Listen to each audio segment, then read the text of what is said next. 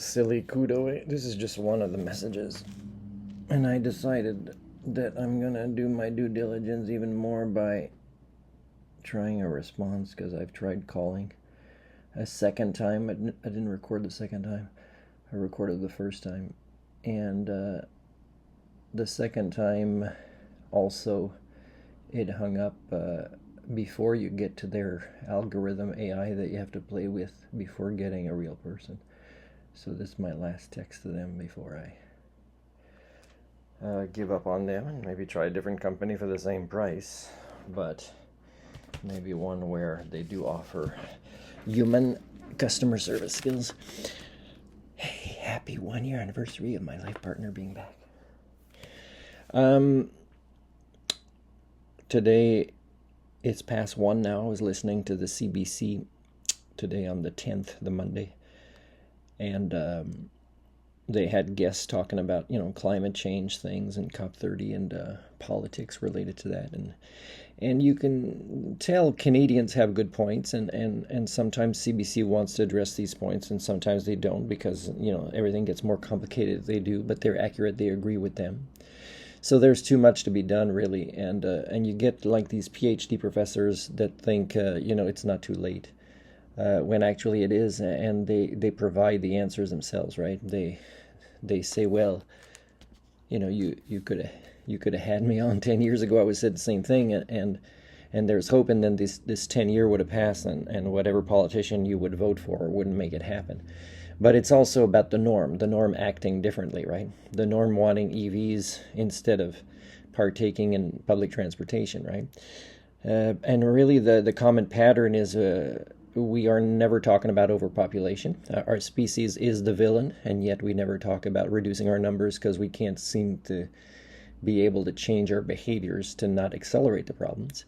But there's also the fact that, if you remain within the monetary paradigm, which is an evolutionary dead end, money, at least give hope to an elusive Homo sapien like myself and perhaps Greta by taxing the rich. I mean, the rich don't want the elites, which include politicians. I mean, look at Pierre Poilievre. My God, he's got a lot of money. This guy could retire in politics and never make money again and have enough, like never generate any new income. And he could have enough income for like 3 generations of his family upcoming to be extremely comfortable compared to the norm. So, for him to be fighting for the common guy, it shows how ridiculously dumb we are as Canadians here. But, CBC in every conversation should bring up the 3 cultural patterns of Canadians: hypocrisy, laissez-faire, and impunity facilitation.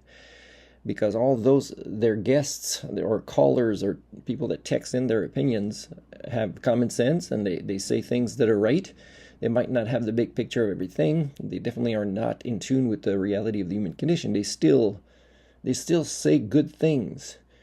And yet, politicians are never put in a position, let's say, by CBC to ask these things.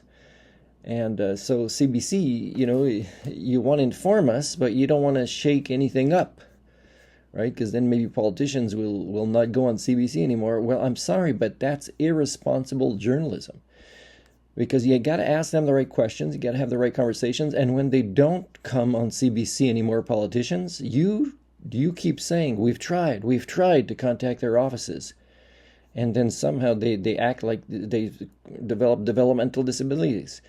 Right? Because that's what it's like for me, for example, to interact with CBC and politicians and the norm, right? When reality is something that you definitely want to address and have conversations about, and people only bring in percentages of it, otherwise they don't want to show up in conversations, something wrong up here, right? Again, I bring it back to the 3 cultural patterns of Canadians.